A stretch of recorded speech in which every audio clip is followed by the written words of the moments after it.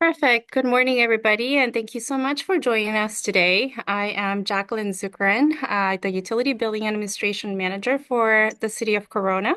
We also have our team here, Lauren, who is our recycling intern, and Kathleen Metters. She is our sustainability supervisor. And of course, you guys met Allison Shield. She is the CEO of Carrot App, who will be presenting today too. So we just wanted to share a lot of information regarding SB 1383, specifically about edible food recovery.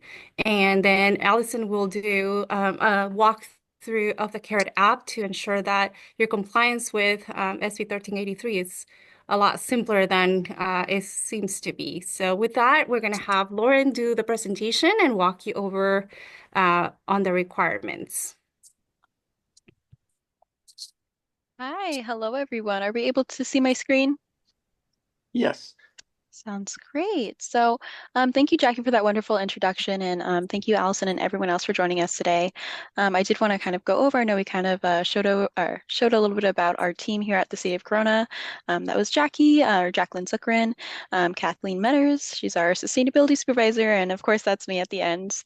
So yes, thank you so much. I'm sure I've met some of you, if not all of you. And yeah, so I am the intern for City of Corona, and I heavily look SB 13 or overlook SB 1383. And if you did have any questions regarding anything that you see in this workshop, please feel free to email coronarecycles@coronacity.gov, or you could drop them in the chat and we will answer them at the end if time permits. And so first I want to explain a little bit more about California State Senate Bill SB 1383. So it is a state legislation to address two items, and that would be organic waste reduction, as well as food insecurity and fighting climate change. So in California, 1 in 5 people struggle with food insecurity. And additionally, when organic waste is disposed of incorrectly in landfills, that could cause short-lived climate pollutants like methane, and as a result, it could heat our climate. So Cal Recycle has set forward some goals for everyone in the state to achieve, and that would include for 2025, 75% of organic waste disposal is reduced, and then 20% of all surplus food by 2025 is rescued. So that's a little bit about it. And so obviously, when it comes to SB 1383, we have to really consider our community. So it involves collaboration. So we have our food recovery organizations throughout the city, and then we have our edible food generators, which would also be known as our businesses. So as you see, we have about 11 food recovery organizations that businesses could partner with within the city, so that way you could keep your donations more local. And then if you do not see your organization listed here, feel free to reach out to Corona Recycles at coronacity.gov, and we'll be happy to share that with you. And we could go ahead and post that on our resources. So that would be our food recovery resources, and we hand out these resources to every businesses that we do visit, so that way they can go ahead and contact you. So yeah. And so according to SB 1383, there are two tiers of edible food generators that must be compliant. Tier 1 includes wholesale food vendors, food service providers, food distributors, grocery stores, and supermarkets. And Tier 2 includes hotels, large venues and events, health facilities, restaurants, local education agencies, and state agency cafeterias. However, it is important to note that there are some with Tier 2's square footage requirements, number of beds that need to be achieved, and seats that need to be achieved. But I think the most important thing is that for Tier 1s, there's a lot of like unprepared foods that would be produce or canned foods that may be more beneficial for your food recovery efforts. And Tier 2 usually has hot and prepared foods that might also be beneficial for your food recovery efforts. So it really just depends on the type of food recovery organization that you are, running. And so oftentimes, SB 1383 requires these requirements from Tier 1s and Tier 2s, and that would be to donate the maximum amount of surplus edible food possible. That would also include to not intentionally spoil donatable food, and establish a contract or agreement with a food recovery organization or service, and maintain records of your food recovery efforts. That would include like your food recovery organization, the type of food that you're donating, quantity in pounds, and frequency of donations. And there's also requirements for food recovery organizations, but I would like to specifically highlight that it's only if you are partnered with a tier 1 or tier 2 business. If you're partnered with a tier 3, or let's say it's not a business that is listed in that's under SB 1383 requirements, you're not required to do any of these requirements. So I'm on this a would Zoom only, call. I'm sorry? Oh. But yeah, so if you're not partnered with a tier 1 or tier 2 business, then this would not be applicable to you. But if you are, then this would be. So that would be written agreements, record keeping, and reporting. So for written agreements, food recovery organizations that accept donations and have a written agreement with a tier 1 or tier 2 business are subject to SB 1383 record keeping and reporting, and will be required to meet certain criteria. This agreement should include the types of food that will be accepted, the contact information of the business, the quantity of food, and for record keeping, that would also be the same one. So that would be the type of food that they receive from each business, the quantity of pounds, and the frequency of donations. And for reporting, food recovery organizations will at least have to report annually to us. So where they're physically located. So if your food recovery organization is located physically in the city of Corona, then you would have to report that to us. And so a lot of times within these conversations, we have liability and food safety in regards to food recovery. And so we like to recommend to become familiar with the Bill Emerson and California Good Samaritan Food Act of 1966. And so this act provides liability protection for people who make good faith donations of food and grocery products to nonprofits that feed the hungry. And this act also provides limited liability, both civil and criminal, for those who distribute food and groceries, such as food banks. And this act also expanded in 2023 and increases liability protections for the donations of food and grocery products. Additionally, we do like to highlight that SB 1383 only applies to edible food. So let's say that you do have food that has spoiled, that would not be considered edible food. And edible food is only food that meets all food safety standards and is edible for human consumption. So if it's for animal feed or things of that sort, this would not apply to you.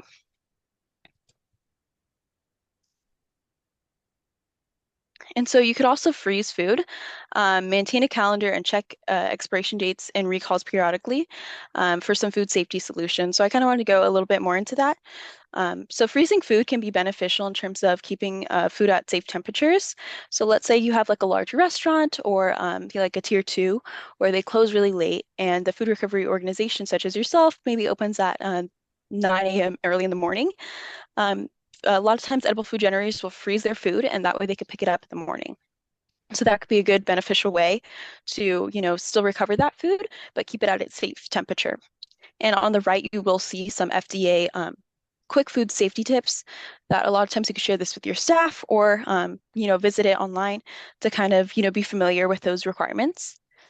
And then second would be to maintain a calendar. So keeping track of when donations are received can help you document and really understand when food would be considered inedible.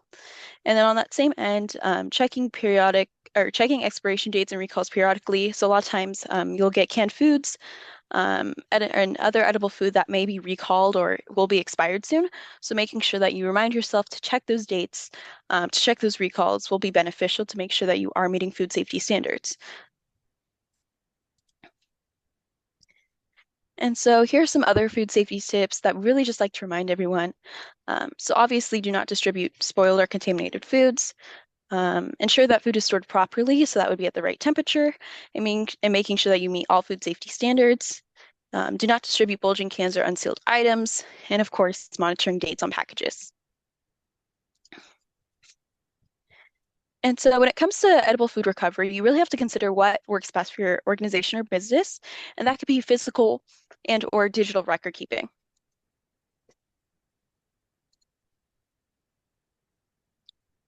So for physical record keeping, you could kind of meet all these requirements by going through this list. Though obtaining a binder is not required, I always think it is very helpful because you could have all your documents in one place. If you do choose to onboard anyone, you have all your documents, you could refer to it, and then you could also store educational material here. So I believe obtaining a binder might be beneficial for your organization. And number two would be to record and track. So we have a sample template listed on the right of us. So our top would be our agreement and contract tracker, and then our below would be our food donation tracking form. And so you could fill that out. And so that kind of makes it a little bit easier if you want to just do it physically. And then that would just track your date, your track the food quantity of pounds. And once again, I do want to stress this would only be if you are partnered with a tier one and tier two and you have that written contract. And then once again, train your staff. So in the event that someone else will be recording any donations, making sure that they know the requirements, they know how to fill it out, will be beneficial. And when you do report, making sure that your records are up to date and that once again all your staff is trained, so that way when we do request those records, it's super easy and it's super simple. And then additionally, we have digital record keeping. So digital record keeping may work for your organization, and it could be completed through a shared spreadsheet. You could share it with certain users within your organization, and then you could assign it to them. And this could be through like Excel, Google Forms, Word, and that would document the following. So the name of your food recovery organization, the address of the business, tier one and tier two only, obviously. So once again, if you're not partnered with them and you don't have a written agreement, you're not required to donate or to report those pounds. The date, the type of food, and the quantity in pounds. So this might be beneficial, and I think like a hidden benefit would be that you could see who recorded what, and then you could see kind of like the history of it. So that might be very beneficial for you. And then another benefit for digital record keeping can be applications like Carrot. The city of Corona has partnered with Carrot, a free SB 1383 compliance software for businesses and nonprofits to donate and track surplus edible food. We have the CEO of Carrot, Allison Schill, to tell you a little bit more about the features and benefits of using Carrot, including its opportunity to empower nonprofits and communities by providing equal access to surplus food and resources. Allison, please go ahead and share more about Carrot. Thank you so much, everyone.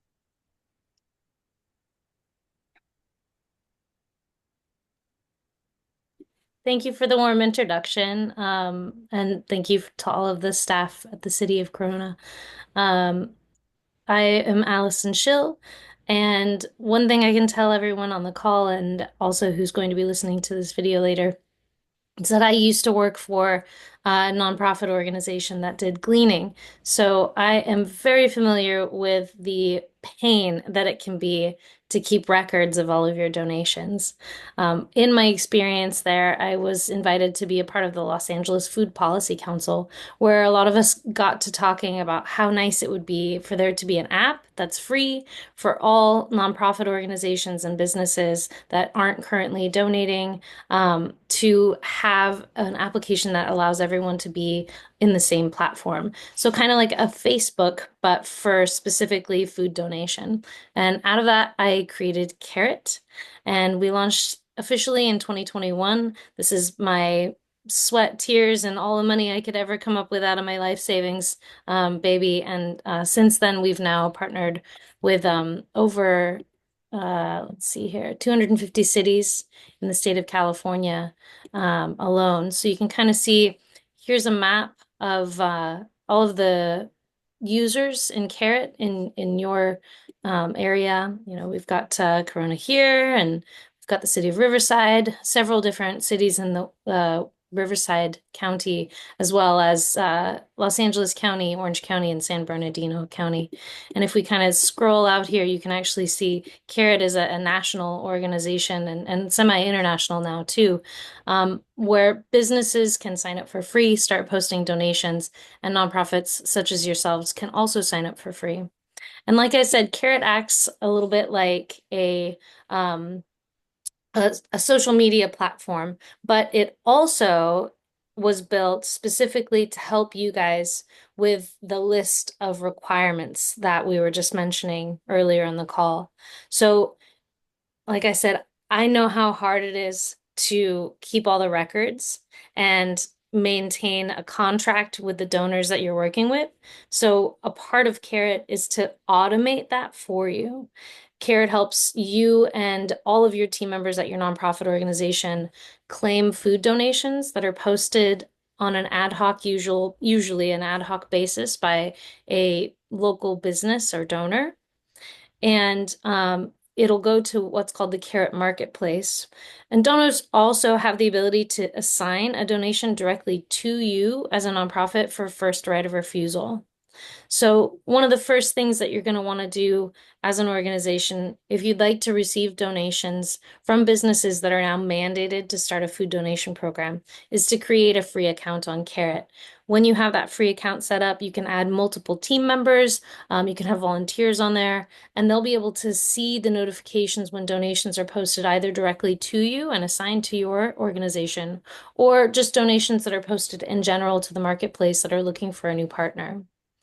Once you accept or claim that donation, Carrot will auto-generate that necessary contract between you and your donor, meaning that anytime they need to prove to the City of Corona staff that they're in compliance with the SB 1383 requirements of having a contract, they'll be able to find that on their Carrot dashboard, and you will also be able to see that same contract, even though you don't have to show it to the city staff.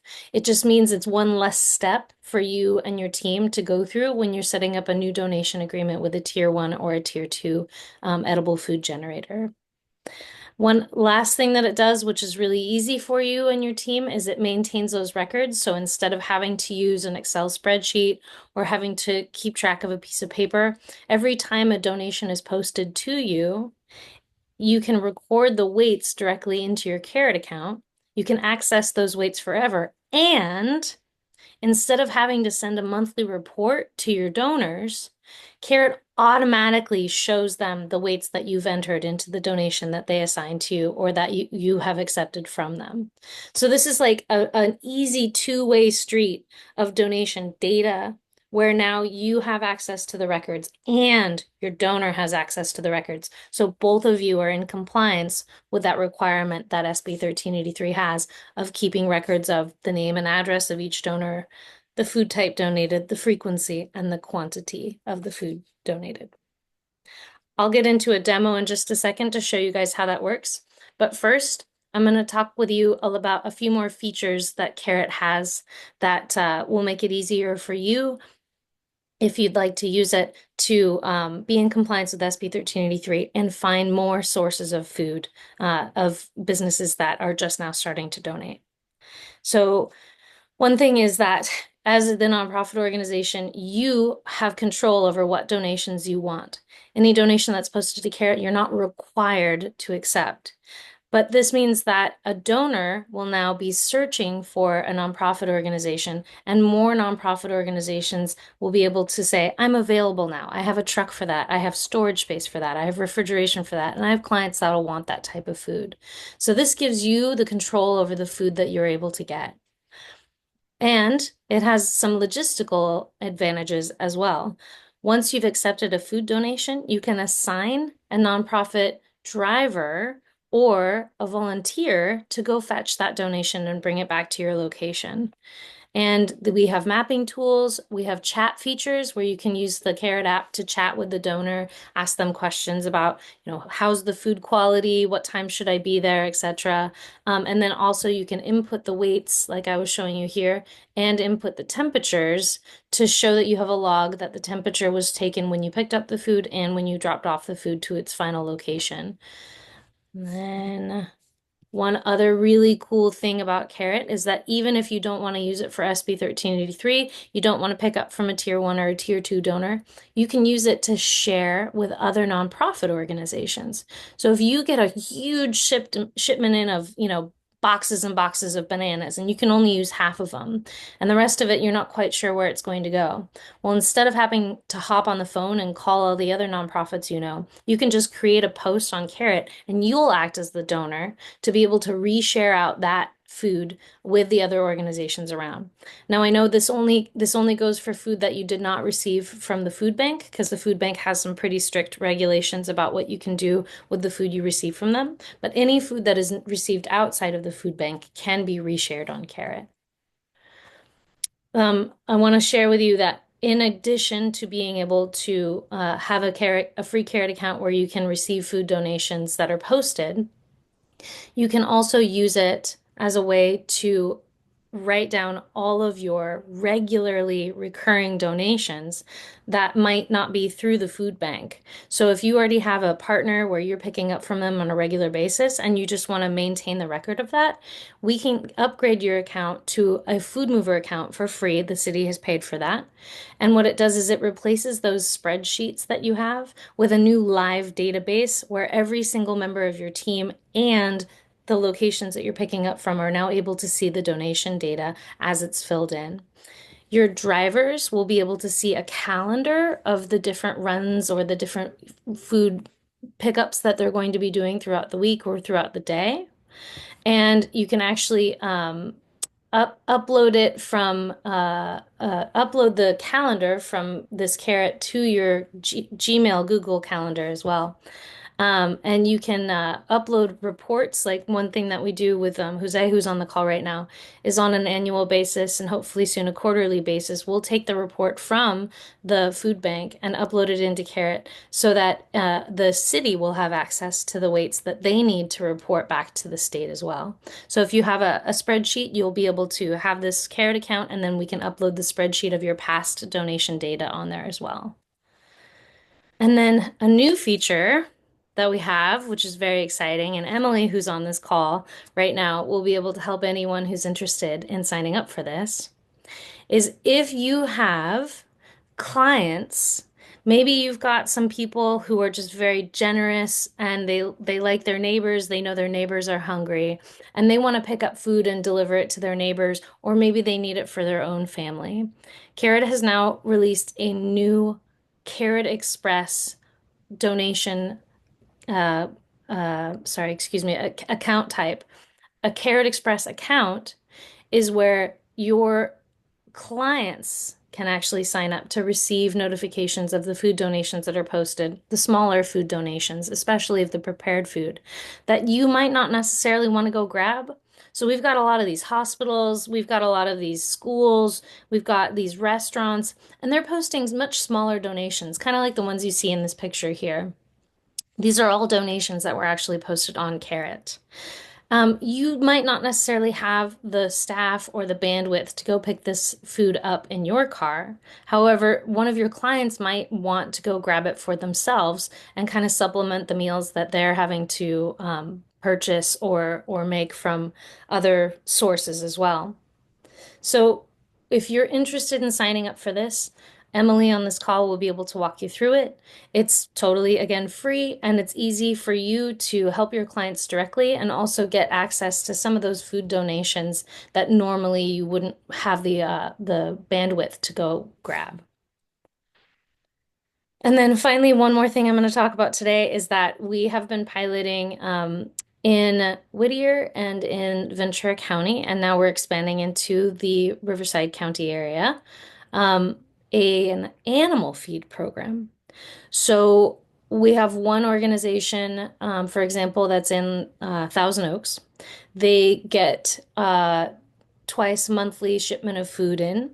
They'll go through and glean out the food that can be redistributed from the food that is withered or has timed out, meaning that it's been out of refrigeration for too long, where you can't feed that to humans anymore because it's unsafe, but animals could still eat it. Now, I don't know if you've ever had an animal before, but they're very expensive to buy food for.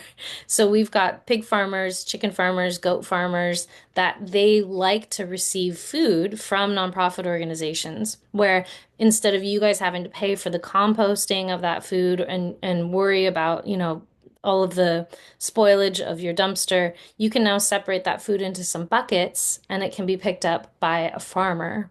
So if you're interested in learning more about our animal food program, again, let me or Emily, who's on the call here, know. Emily, if you could drop your email in the chat.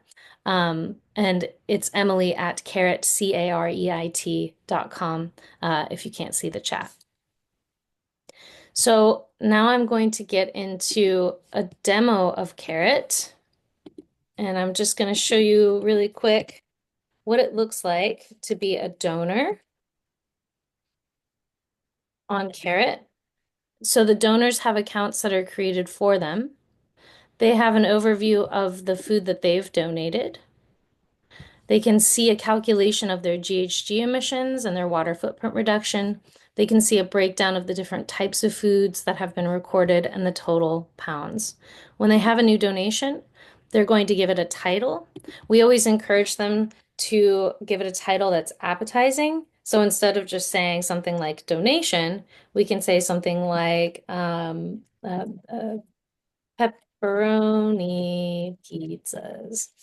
You've got 2 pizzas, and they'll choose a type. So here they can optionally put the weight in if they know what the weight is, but they don't have to. It's just an optional thing. If they do put the weight in, that really helps you and your team because then you don't have to weigh it. You can just press the button to confirm whether or not that weight is correct. Here's where you would donate animal feed if you guys wanted to get involved with that program. Then they'll choose if it's going to be a one-time donation, or let's say they wanted to set it up. We've got, for example, a lot of corporate campuses that use Carrot, where they're going to have a recurring donation on a weekly basis every Wednesday and Friday. So they can set up a recurring donation at a specific time, or they can set up a one-time donation. And we try to tell them to hold on to that food in a food temperature safe environment for as long as they can. So if they've got a box of frozen items that just timed out or not timed out was when expired past the expiry date, but it's still good to eat, they'll be able to hold on to that for a few days here. Then they'll suggest a start time of when the donation would be able to be picked up. And then of course an end time of maybe their end of business hours. Then they'll select a vehicle size that would be needed. They'll select whether or not they'll ask you to pick it up, or maybe they might be able to deliver it to you. We actually just had a donation of 36,000 pounds, which is approximately a semi-truck trailer full of seafood that came down from Seattle, and they were able to deliver it to a nonprofit organization in Anaheim. That Anaheim nonprofit, when they received that delivery, then redistributed it out to other participants on Carrot who wanted part of that large donation, because definitely the Anaheim location didn't want all of it. It's a lot of food. Now, finally, they'll add a photo of the donation. So this is going to be a little bit helpful for you guys if you want to see what exactly is it that I'm getting into, because I'm not totally sure based on the description how much food it is or what the quality is. And so you want to kind of be able to see what that donation is before you accept it. And then here's where they can assign it directly to a nonprofit organization such as yourself, or they can leave that unassigned so that it goes out to every nonprofit organization within a 25-mile radius to claim on a first come, first served basis. So now that donation is posted, I'll show you what it's like to create an account as a nonprofit organization. First, you'll be able to go to carrot.com, go back here, and click on sign up. Or you can download the Carrot app to your phone, which is the Carrot Food Donation app, CAREIT, and then it says Food Donation and Rescue app in the iPhone store or the Google Play Store. Once you have gotten to this page, you'll say that you're going to rescue food. You'll enter your email. We'll check and make sure an account has not already been created for you. And then you'll continue on to enter your information and then your nonprofit organization's information.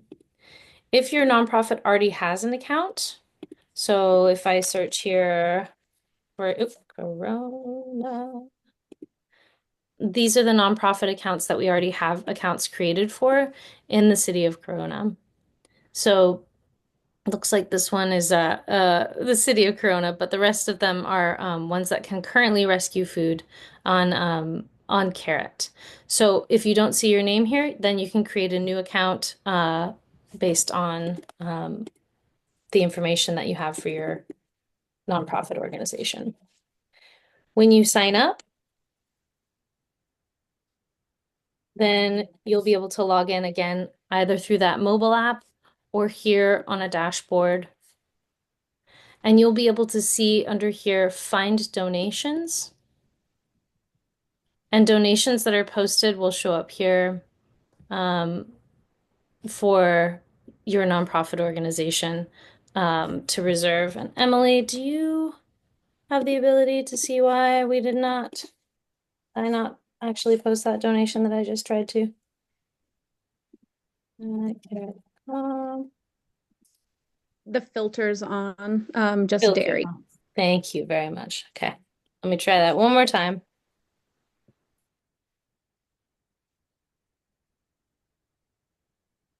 So that's one thing I'll show you really quick here. Apparently, I forgot to uncheck this filter. So if you only want specific types of foods, you can actually set a filter here, and then it'll only show you the specific types of foods that you're interested in rescuing. You can adjust how far away the donation is. So if you only want to see food that's 5 miles away, or if you only want to see food that's posted for pickup for Monday, Tuesday, Wednesday, and none of the other days, you can set those filters here in your profile. Now that I've undone that dairy filter, thank you, Emily, you can see that we've got pepperoni pizzas that I just posted from the donor account. I can see the details that were written, the time it's available. I can see on a map where it is and how far out away it is from me. And then I can see the photo that was posted. So if I want this donation, I can claim it. I'll assign a driver. So I'll assign this one to myself. And then now I'm able to start the rescue and pick up that donation. If I have questions, I can click here on the chat button and start asking questions to the donor that posted it. And when I'm ready to rescue the food, I'll click Start Rescue. And then when I've brought it back, I'll click Add Weights. So now I've got 10 pounds of pizza. I picked it up and it was at 135. I brought it back and it's at 132 degrees. So I can log the weight and the donation temperature. It's not required to log the donation temperature, but it is because of CalRecycle's SB 1383 and the state mandate. It is required to log the weights. Then I'll complete the rescue. Because I now have rescued from this donor, I'll be able to see that I have an agreement under partnerships and agreements with that donor that I can download and show to an inspector if I'd like to.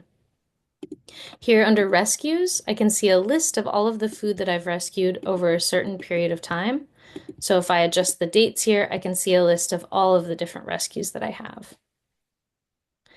And if I'm wanting to use Carrot, like I mentioned, to record the donations from any donor that is not participating through the local food bank, I can create a food run and it'll show up in my calendar so that I'll be able to see any recurring runs and add the weights for those runs in here. And so if I wanted to say go in here to a food run that I had set up for this morning, I can add the weights to that run.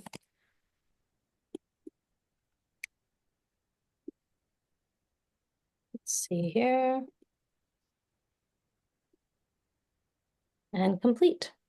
So now the donor, they have access to this donation data.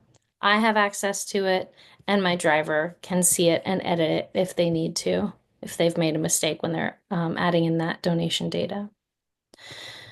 Any of you who are interested in learning about this, are interested in getting started, would need help getting started, that's what Emily and I are here for.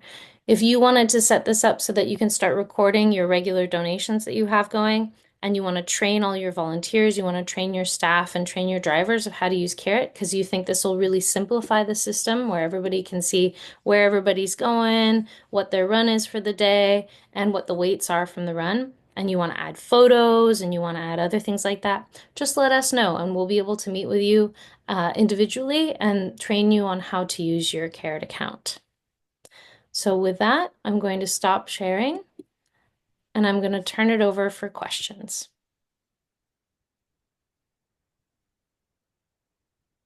How's it going, Jose?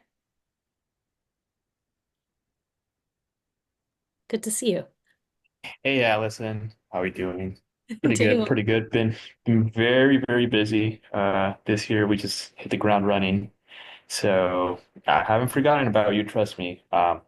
So definitely be following up with you, hopefully by the end of this week. But glad to see that you're adding more cities onto the app for sure. Yep, for sure. And I'm glad that you guys are such a great partner to work with.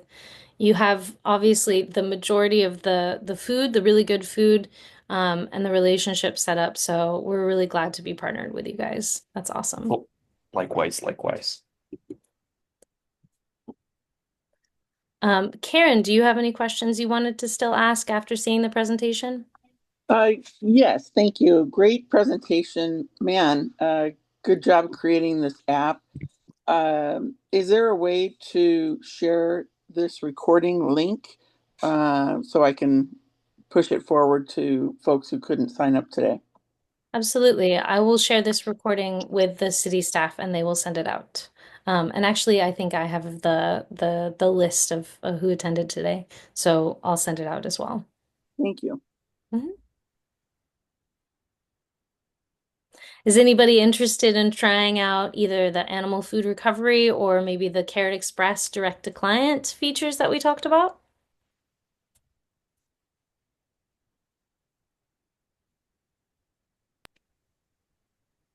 I had a question. This is Cynthia from CMTC. My question is, can you use this product, your app in other states? Absolutely, yes. So we are now currently in all states except for, I think, the Dakotas, Maine, and Rhode Island, or maybe we're in Rhode Island, I'm not sure. We're in all the other states, though, actively being used. Great, thank you. Yep. Do you have some other nonprofit partners that are out of state? Yes. Great. Yeah. And feel free to meet with me again offline if you're interested.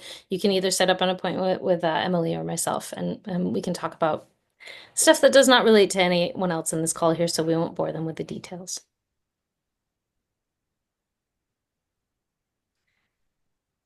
Does anyone else have any questions? I have a question. So I'm with the Riverside Corona Resource Conservation District, and many times I do work with homes.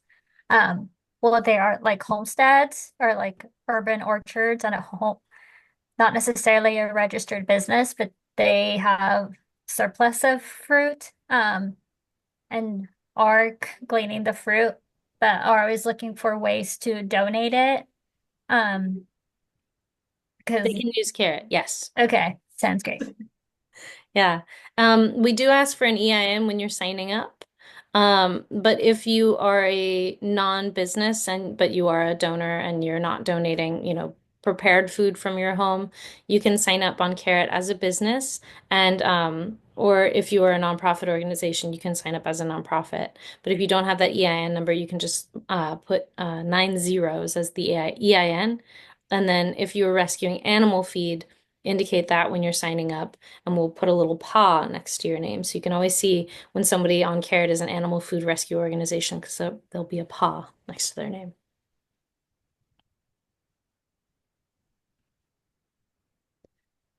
All right.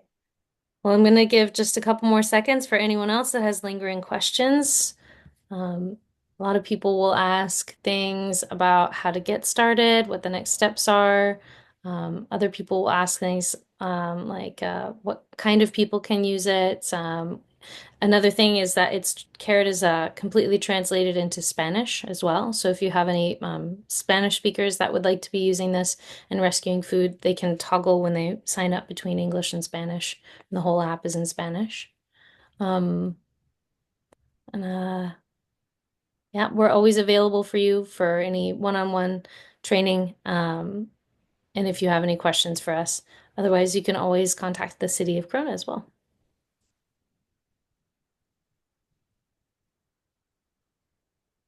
And with that, I'm going to stop the recording.